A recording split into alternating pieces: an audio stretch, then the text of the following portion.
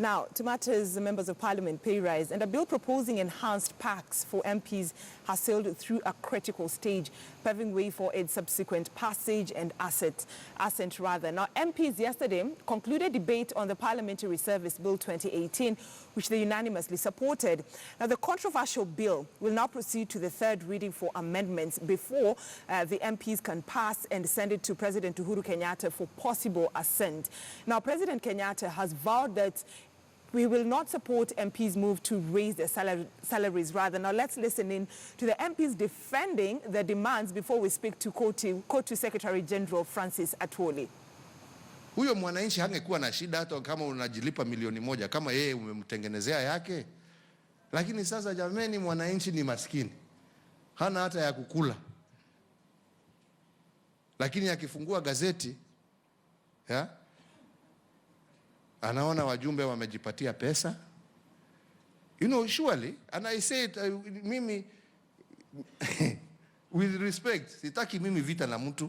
Despite a backlash from Kenyans, including President Uhuru Kenyatta, over MPs' move to improve their packs, members of the National Assembly have backed the bill that will improve their well-being. According to the bill, all the 416 MPs will be provided with a rent-free house and a government vehicle that will also be fueled by the taxpayers. Our house allowance question must be resolved and must be anchored in law.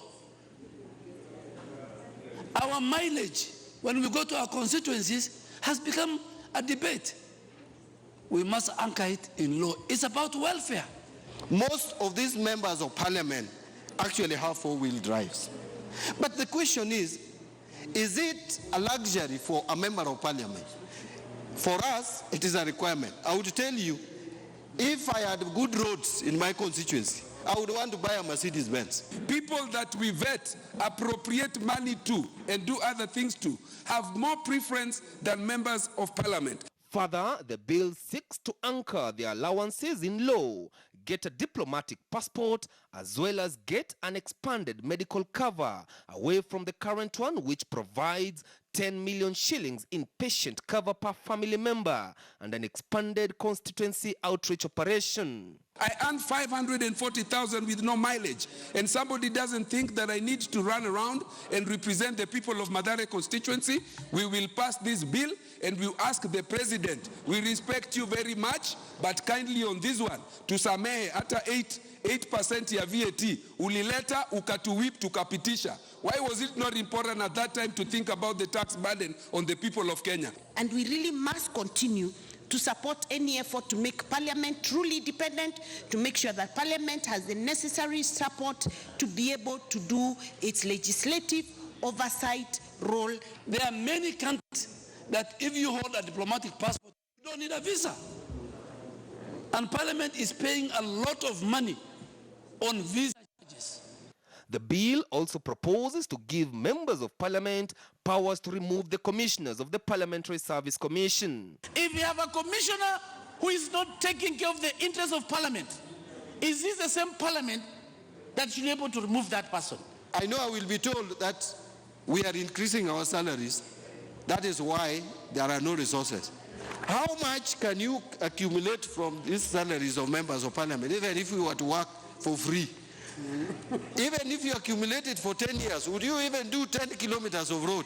I cannot understand the reason why Parliament shies away from discussing or debating or legislating on questions affecting them. Senators will also have a chance to debate the bill. Senate is proposing a monitoring allowance for the 47 elected senators with a 2 billion shillings kitty annually to help them in their oversight functions on governors. 20,000 na nasema kwa heshima kwa nyinyi wote ndio MCA anachukua kama sitting allowance ya kukaa bunge for half an hour.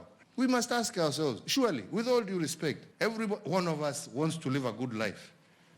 But before we as leaders live a good life, shouldn't we first make sure that our people are living a good life? And we ask the president, we respect you very much, but kindly on this one, tusamehe. The debate on the bill is expected to continue next week. and given that they are all in agreement, it will sail through without any difficulties, despite having a cost effect on the budget shouldered by the taxpayers. Chris Dairo, KTN News. All right, now let's talk to Kotu Secretary General Francis Atwoli, who's now talking to us from Mombasa County. And Mr. Atwoli, let me just begin first with what President Uhuru Kenyatta had to say. He says mwananchi hata hana ya kukula, na kifungua gazeti anaona wabunge wanataka pesa mingi.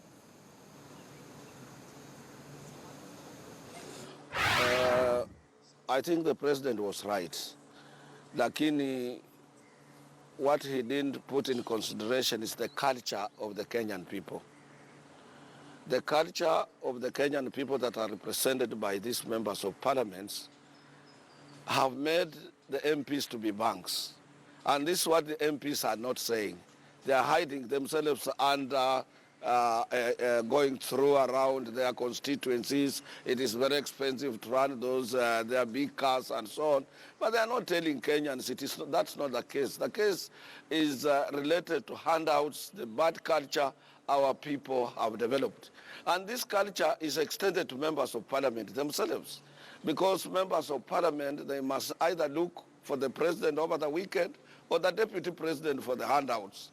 So this is a country of handouts. And this is now the culture that is pushing parliamentarians to say, we want our salaries to be increased. Let me tell you, to increase salaries of MPs I have always supported because of the culture of our people.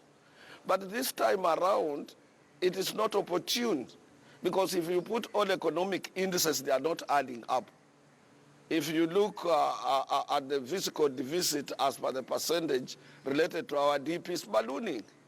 When it is ballooning, it means that the rates are going up, everything is going up.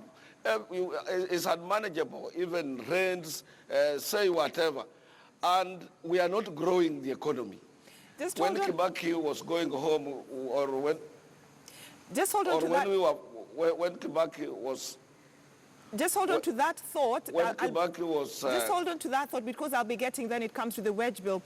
But then my question is, don't you think members of parliament deserve what they're asking for? Because if you heard what they were saying, the argument on the floor of the House at the National Assembly, some of them were saying that what they want is not a matter of luxury, but they need what they're demanding for so as to serve their people properly. Let me tell you, during those old days and when we had first parliament in 1963 and the other one which followed on in 1969, 1974, it was a calling. It was not a question of how much were you going to earn in parliament. I can remember the second parliament, people were getting less than 8,000 Kenya shillings. I had a cousin who was a member of parliament at that time. It was not an issue of being paid, or it was just a calling. Like local authorities, local councils, people are only getting sitting allowance. It was a question of commitment and serving people. But then the people who are to be served, they introduced a culture of handouts from these members of parliament. They see them as banks. This is what is pushing them to say that whatever they are earning is not enough. Look, other countries, like you go like to a country like Algeria, members of parliament are not allowed to drive Prados, they are not allowed to drive these big cars we drive. But you see, here in this country, we have to do so. But before we do that, we must ask ourselves, how is our economy performing? And I will give you a good example. In May this year, the government of Kenya, through the Minister for Labor, they announced the increase in minimum wage of 5%. Up to now, it has not been implemented. These are the people that these members of parliament represent. If you read today's Nation, it will tell you there is a report from the International Labour Organization that a Kenyan worker is more worse today in terms of wage increase or wage payments than 10 years ago. All right. Somebody earning 7,000 shillings, the person you represent. And you, as an MP, you are yearning for more money. You need to look, have we put some mechanism in place to spur economic growth? So now are we really concerned about the ordinary Kenyan who is working, who is toiling to make sure that he pays tax? Out of this tax is the money we want. Have we put some mechanism in place to spur economic growth, to expand employment bracket? These are the things we are asking our members of parliament. All right. Why are they have not asked? No any member of parliament has stood up in parliament and asked a question that when the government on May Day increased 5% on minimum wage, a minimum wage of 7,000 Kenya shillings in the agricultural sector, or 10,000 shillings around in Nairobi, 14,000 shillings, which is something minimal. Government has not implemented this. I, as a member of parliament, I want more money. And this is the person I represent. This is the person who stays in Madari. You see, what is the plight of this what is this particular person, a lowly placed Kenyan, facing? And I have told you quite clear that look at our economic indices. All right, so let's the fiscal deficit is ballooning. Okay, let's talk about this 8% minimum wage that was given to workers in the month of May. It's not yet been implemented, as you're saying. You represent a large number of workers in this country. So as court to secretary... It was 5%. It was 5%, which translates to about 7,000 for workers in the agriculture sector. But as a workers' representative in this country, what are you going to do to ensure that Kenyan workers do not bear the burden of actually when it comes to the implementation of this parliamentary service bill?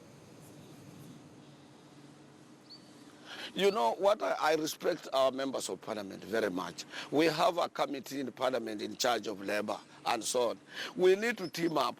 It's a collective responsibility of every Kenyan, not only trade unionists, to see that a worker is properly remunerated and all 5 sets of labor laws that we have are respected and workers are not exploited. And what can supplement to our efforts is the work of members of parliament. These are the people we run to when we have a problem, because we don't legislate, we don't implement. And have they beefed up the Minister of Labor Inspectorate Department to make sure that workers are not exploited in these industries? There are a lot of things that we need to team up and we need to ask the government together with our members of parliament to do before they say, now we are coming in for our own packs. We support them because, as I said earlier, they are pushed by the culture of Kenyan people. Kenyan people have made our members of parliament banks. Whenever they are seen in rural area, they want handouts.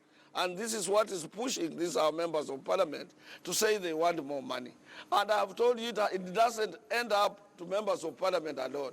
We have a section, a good sizable number of members of parliament who are also running either to President Uhuru Kenyatta or the deputy president for handouts. So this is a country of handouts. We must eliminate this culture of begging. This is what pushes our leaders to say, yes, you people, you elected us. After before 6 a.m. in the morning, you are in our houses. You want this, oh, my wife is in the hospital, I can't be able to do this, and so on. Now, this member of parliament cannot go anywhere else apart from his employer. His employer is a taxpayer. How does he reach the taxpayer?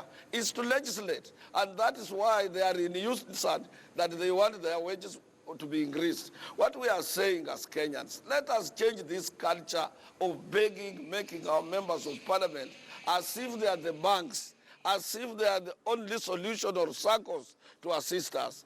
As much as we languish in poverty, we need to have a system and also whereby we do our work without begging. Two, also our members of parliament should not also be beggars. That is why they are saying, let us get our wages increased and so on. But I said timing is bad because our economy now is not performing. The economy is at decline. Until after handshake is when we started now a little bit growing our economy, which has not even reached 4% of our total GDP. That's why we are saying let us address how do we grow economy? How do we grow a big cake that we can all be able? And we should not stop other people. We have workers from May who are given 5%. It has not been implemented. We are looking at MPs. We have written to the minister. We have written to the office of the president. We have written to the chairman of the Labour Committee in Parliament to make sure that the 5% of which was announced on 1st of May is implemented. Up to date, it has not been implemented. Money that goes to a poor worker who pays taxes. And that is why we are asking our members of parliament, let them first of all consider those people that they represent, and then theirs will be the second option. All right, thank you so much, Co-to Secretary General Francis Atwoli, for just, telling us about just giving us his mind about this demand by members of Parliament when it comes to that demand of better healthcare, better salary, and of course other services that they're demanding. We'll wait and see how that plays out when that bill is taken to President Uhuru Kenyatta for us, and because he's been very vocal when it comes to opposing the Parliamentary Service Bill 2018. All right, time to take a short break here on KTN News Center, but we still have a lot lined up for you, including that gender bill that is expected to come on the floor of the House this afternoon for voting. So will members of Parliament vote for the bill, or members of Parliament ensure that the bill flops again?